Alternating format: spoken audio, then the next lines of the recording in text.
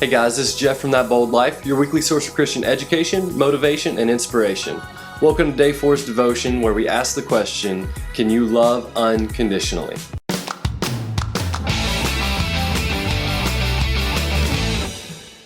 Today's reading is Luke 10:30 through 37. It's the parable of the Good Samaritan. I'll have the scripture right here below me. You're welcome to read it here, but I highly recommend you go grab your own Bible, read it along with me. That way you can underline or highlight or journal, whatever it is you enjoy doing. Jesus replied with a story. A Jewish man was traveling from Jerusalem down to Jericho, and he was attacked by bandits. They stripped him of his clothes, beat him up, and left him half dead beside the road. By chance, a priest came along, but when he saw the man lying there, he crossed to the other side of the road and passed him by. A temple assistant walked over and looked at him lying there, but he also passed by on the other side. Then a despised Samaritan came along, and when he saw the man, he felt compassion for him. Going over to him, the Samaritan soothed his wounds with olive oil and wine and bandaged them. Then he put the man on his own donkey and took him to an inn, where he took care of him. The next day, he handed the innkeeper 2 silver coins, telling him, "Take care of this man. If this bill runs higher than this, I'll pay you the next time I'm here." Now, which of these 3 would you say was a neighbor to the man who was attacked by the bandits? Jesus asked. The man replied, "The one who showed him mercy." Then Jesus said, "Yes, now go and do the same." This passage of scripture is so powerful when you understand the context of the situation. You see, Jesus was speaking to a Jewish man. Now, a Jewish man would have despised the Samaritans. The Samaritans and the Jewish, they didn't get along. They didn't see eye to eye. They just hated each other. Now, Jesus says in the story, in this parable that he tells, that it was a Jewish man who was beaten and robbed and left for dead. And wouldn't you know, there's a priest that comes by, and there's like a temple worker, probably a youth pastor that comes by, and both just keep on walking and just pass him by. But then he says, a despised Samaritan comes up.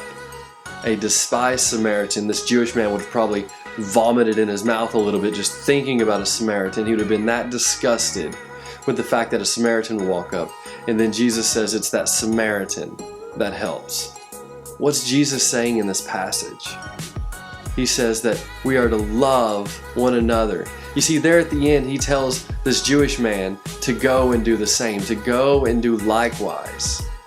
That he should go and even his enemies he should love and he should take care of, and he should be gentle and be merciful to even his enemies, even those who persecute him. You should go and you should love and be merciful and show grace to these people. So what's our 4th step to a bold life? It's easy. It's to love one another. Not because you have to, not because you're supposed to, not because someone might do something nice for you if you do, but you love one another. You love your enemies. You love for those who persecute you.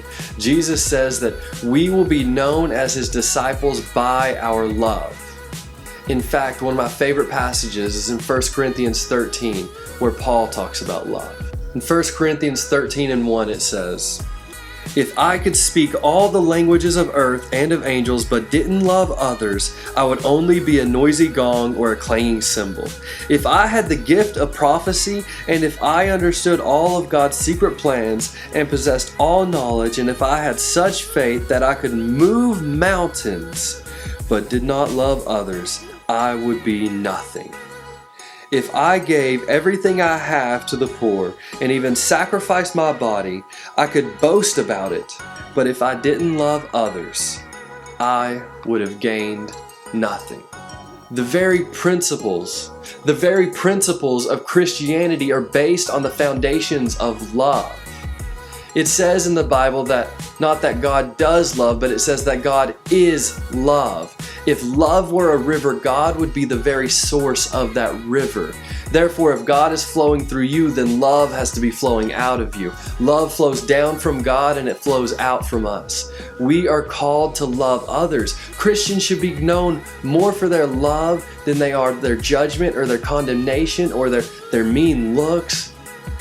Christians are called to love. A bold life is a life of love, that people should rejoice and be cheerful when they know that you're a Christian, because they know that you're there to help, that you're going to offer grace and forgiveness, and most of all, you're going to offer love when they need it most. Guys, this world is full of hate. There's more hate going around than anything else. It has plenty. It doesn't need it from the Christians. The Christians need to be this world's source of love. We love because He first loved us. You are called to love. You are called to offer grace. You are called according to His purpose. As all seven of the characteristics of a bold life are important, but this one is probably the most important. If we don't have love, we don't have anything. So make sure you go out today and you love someone, just because. Alright guys, if you enjoyed today's devotion, go and hit that subscribe button. Leave me a comment down below telling you how this inspired you and how you plan to go out and love someone today.